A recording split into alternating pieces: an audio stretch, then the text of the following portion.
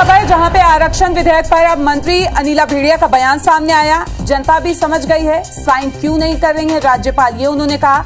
पता नहीं राज्यपाल की सोच और मजबूरी क्या है, ये भी उन्होंने कहा। शायद बहुत दबाव में है इसलिए ऐसा कर रही हैं। सभी वर्ग के लोग राज्यपाल के पास जाएंगे, हम लोग भी एक बार और राज्यपाल के पास जाएंगे। साइन नहीं हुआ तो आगे की रणनीति पर विचार करेंगे। और क्या कुछ उन्होंने कहा वो भी आपको सुनवा देते हैं।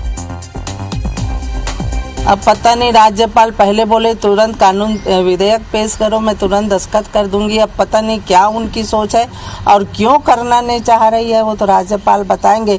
पर छत्तीसगढ़ के जनता भी इनको समझ रही है क्यों नहीं कर रहे हैं। राज्यपाल जी बहुत दबाव में रहने के कारण ऐसा हो सकता है, इस तरह का मैडम कर रही होंगी।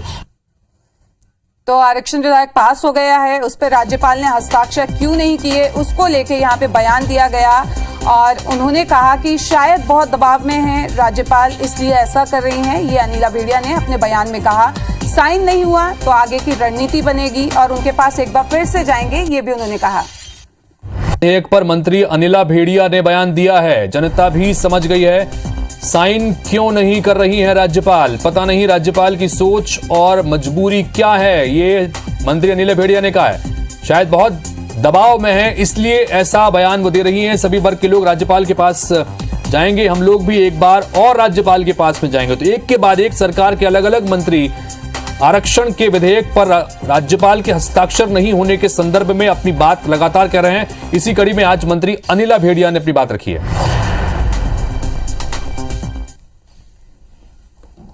अब पता नहीं, राज्यपाल पहले बोले तुरंत कानून विधेयक पेश करो, मैं तुरंत दस्तखत कर दूंगी। अब पता नहीं क्या उनकी सोच है और क्यों करना नहीं चाह रही है, वो तो राज्यपाल बताएंगे।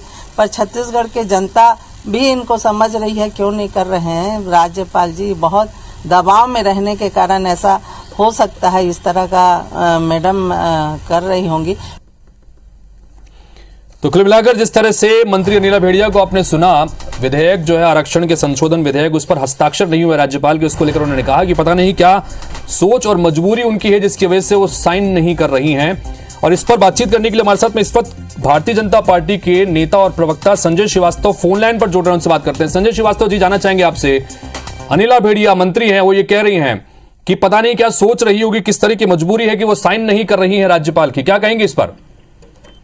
देखिए, छत्तीसगढ़ शासन के जितने मंत्री हैं उनमें कितनी नैतिक गिरावट है कि महामहिम राज्यपाल जी का ये अधिकार है कि शासन को इस तरह के प्रस्तावों पर पुनर्विचार के लिए इस तरह के चीजों को भेजती है और उस पर भी एक सीमाएं रहती है और उस पर लगातार इस तरह की टिप्पणियां चाहे मुख्यमंत्री जी हो चाहे मंत्रीगण हो, तो मुझे लगता है इन सब चीजों से मंत्रीगणों को बचना चाहिए। एक संवैधानिक पद पर है राज्यपाल जी, इस पर बचना चाहिए। क्या एक प्रश्न मैं इनके पूरे मंत्रिमंडल और मुख्यमंत्री जी से पूछना चाहता हूँ, आपने शराबबंदी का वादा किया था, आप नहीं कर पा रहे हैं, तो क्या सोनिया गांधी जी का दबाव है क्या कि शराबबंदी नहीं कर रहे हैं, या राहुल गांधी का दबाव है कि मत करो शराबबंदी?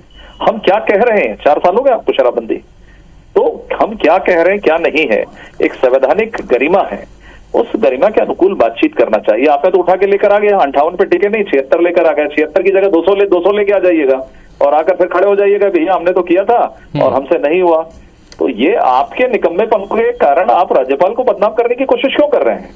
आपने 58 नहीं बचाया, 76 ले आया, कोई उसका आधार नहीं पूछ तो रहे हैं। ठीक है, जो जानकारियां वो मांग रही है संजय जी, इस वक्त हमारे साथ में आरपी सिंह कांग्रेस पार्टी के नेता हैं, वो भी लाइन पर हैं, एक बार उनसे भी उनकी प्रतिक्रिया ले लें। आरपी सिंह साहब, क्या कहना चाहेंगे इस पर, जिस तरह से मंत्री अनिला भेड़िया ने कहा, लगातार एक एक कर मंत्रियों के इस तरह के बयान आ रहे हैं कि आरक्षण विधेयक पर हस्ताक्षर नहीं हो रहे हैं, और संजय जी ने भी अपनी बात कही थी, वो भी आपने सुनी, अपनी प्रतिक्रिया दीजिएगा। देखिए, सबसे पहले राज्यपाल महोदया ने ही कहा था कि सरकार विधेयक लेके आए, विशेष सत्र लेके आए, हम विशेष सत्र लेके आ गए, हम विधेयक लेके आ गए और हमने 2 दिन के अंदर उसको पारित करके पूर्ण बहुमत के साथ राजभवन भेज दिया। राज्यपाल महोदया का ही आपके टेलीविजन कैमरों पर दिया गया बयान आपके पास मौजूद होगा, जिसमें उन्होंने कहा था कि जैसे ही विधेयक मुझे मिलेगा मैं तत्काल साइन करूंगी। हमारे 5 मंत्री विधेयक पारित कराने के बाद साइन कराने गए और आज तक उन्होंने साइन नहीं किया। दूसरा, संजय श्रीवास्तव जी की बात से एक बात स्पष्ट हो गई है कि ना ही राज्यपाल महोदया और ना ही भारतीय जनता पार्टी ये चाहती है कि आरक्षण लागू हो और उसका फायदा आम जनता को मिले। तो यही आरएसएस और बीजेपी की मूल सोच है।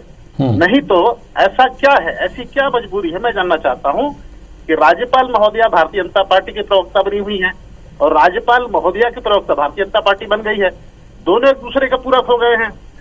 भारतीय जनता पार्टी के मित्रों से मेरा एक लाइन का सवाल है, क्या आप चाहते हैं कि आरक्षण लागू हो, मिले या ना मिले? बस। संजय जी आरपी सिंह जी कह रहे हैं कि लगातार आरक्षण के मसले पर मंशा भारतीय जनता पार्टी की साफ नहीं है। देखिए ऐसा है मित्र आरपी सिंह को मैं बहुत गंभीरता के साथ में सुन रहा था। कैसा झूठ बोलने की इनकी आदत है। राज्यपाल जी बोल रहे हैं कि राज्यपाल जी ने कहा था मैं साइन कर दूंगी। राज्यपाल जी का वक्तव्य आ गया, पढ़ लें आरपी सिंह मित्र मेरे। उन्होंने कहा था आदिवासियों के आरक्षण 32% का विधेयक लेकर आइए, ये नहीं कहा था कि 76 का लेकर आइए। भ्रम फैलाने की राजनीति को बंद करिए थोड़ा सा। और उन्होंने कहा ना कि भाई इसका आधार क्या है, ये कोर्ट पे कैसे टिकेगा, आ जाए कोई बता दे, मेरे को समझा दे। वो आपके तरफ थोड़ी ना, उनको थोड़ी ना राजनीति कर रहे हैं कि वोट बैंक की राजनीति, कि लोगों को भ्रमित करके आप वोट बटोरना है। वो संवैधानिक पद पर है, उनको चुनाव नहीं लड़ना है, तो वो आपके दबाव में क्यों रहेंगे? कोई जबरदस्ती है क्या? यदि आपके पास में आधार नहीं है, कल उड़ जाएगा, आपको तो कुछ नहीं, आप तो खड़े हो जाओगे कि भैया हमने 76 भेज दिया था। और कम से कम राज्यपाल जी को बदनाम ना करें। राज्यपाल जी ने कहा था 32% का विषय लेकर आइए, विधेयक लाइए, मैं तत्काल करूंगी। 76 का नहीं कि उठाकर लेकर आ गए कि भैया वो नाराज ना हो जाए, ये नाराज ना हो जाए, वो नाराज ना हो जाए, उठा के 76 कर दिया। आधार कुछ नहीं है उसका बेस। ठीक है आरपी सिंह जी, संजय जी कह रहे हैं कि कोई आधार नहीं है। 32 की बात कही थी राज्यपाल ने, 76 की नहीं कही थी। मतलब एक ही तो स्पष्ट है कि राज्यपाल महोदया संजय श्रीवास्तव पूरी बीजेपी 27% ओबीसी को जो आरक्षण मिल रहा है उसके खिलाफ है। जो 12 से बढ़ा के 13% उसके खिलाफ है। सामान्य जाति को जो 4% उसके खिलाफ है। तो ये असली जो मानसिकता है ये सामने इनकी आ गई। जवाब ले लेंगे। दूसरी बात हाँ। कोई अदालत न चला जाए। इस देश का ऐसा कौन सा कानून है जो किसी को अदालत जाने से रोक देता है? ऐसा किसी राज्य में कोई कानून बना मुझे बता दीजिए। कम से कम 11 भाजपा शासित राज्यों को कानून मुझे बता दीजिए। व्यक्ति को आजादी है, सरकार के किसी भी फैसले के खिलाफ कोई भी आदमी कोर्ट जा सकता है। ये खाली बहानेबाजी है। इसके मूल में क्या है? आरएसएस की विचारधारा है कि आरक्षण समाप्त करो, आदिवासियों को, पिछड़े वर्ग को, सूची जाति को उसका अधिकार न मिले। और ये चेहरा बदरंग हो चुका है, खुल के सामने आ चुका है। ठीक है आरपी सिंह जी और संजय श्रीवास्तव जी बहुत बहुत शुक्रिया आईबीसी 24 पर इस महत्वपूर्ण विषय पर अपनी बात रखने के लिए। तो इस वक्त दोनों पार्टी के नेता हमारे साथ में फोन लाइन पर थे। दरअसल बात निकली है कि